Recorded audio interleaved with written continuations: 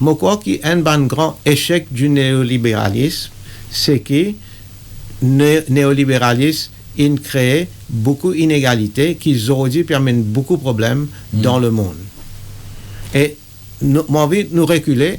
En 1980, quand Thatcher et Reagan viennent au pouvoir, et ils amènent le néolibéralisme. Oui. Sorti dans l'université, viennent une affaire qui le gouvernement met en œuvre. Là, je veux dire que peine assez croissance, donc nous pouvons libéraliser l'économie pour nous gagner plus de croissance. Dans ça qu'ils ont supérieur de faire, gagner plus de croissance, c'est une réussite. Mais, ça qu'ils ont pas de dire, et ça qu'ils disent, pas assez mettre l'attention, c'est qu'ils ont amené une croissance, mais avec beaucoup d'inégalités. Si nous retournons en arrière, et c'est vrai aussi dans le contexte mauricien, disons-nous en 1980, qu'il est dans l'Amérique, l'Angleterre, ou bien dans les années 80, dans Maurice, et nous disons un deal suivant. Nous disons, mon papa cause ban professionnel, mon papa cause ban upper middle class, mon papa cause ban super riche, ban billionnaire. Ok, ban qui fassent partie billionnaire dans 1980, mais ils disent billionnaire. Et c'est ça le point. Oui. Ça le point. Pas qu'il y a un billionnaire dans l'Amérique. Aujourd'hui, nous avons un trillionnaire, tout. Mais pas qu'il y a un billionnaire dans l'Amérique en 1980. C'est un millionnaire.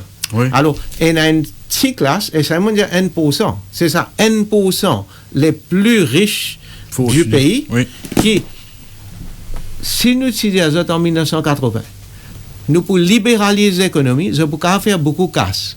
Mais, nous ne pouvons pas prendre casse sur ça qu'ils ont gagné. Nous ne pouvons pas monter taxe sur ça qu'ils ont déjà gagné. Mais tout ça qu'ils ont gagné, en plus, ils ont besoin de 50%. D'après moi, la moitié, je suis tout petit peu d'accord. Parce que je peux payer 50%, l'autre qui se paye là, et je paye grand 50%. Au lieu de dire, tu peux venir un billionnaire avec 2 milliards, tu peux un billionnaire avec 1 milliard. Oui. Mais pas cause tu peux refuser ça deal social là. Malheureusement, c'est ça la grande faillite du néolibéralisme. Pourquoi quand nous est avec le recul, qui nous pas fin faire ça deal là. Et on a raison. Il est beaucoup plus difficile pour faire deal là aujourd'hui, parce que entre moi et Dimoun, donne-moi 5, moi pour mettre une politique en place qui pour être doit venir beaucoup plus riche, mais 50% en plus qui te gagné te donne la société pour qui nous avons attaqué un problème social. Aujourd'hui, c'est même qui n'ont pas nous avons demandé 50%. Mais nous avons demandé un petit montant. Pour eux, nous payons juste 3000 familles là.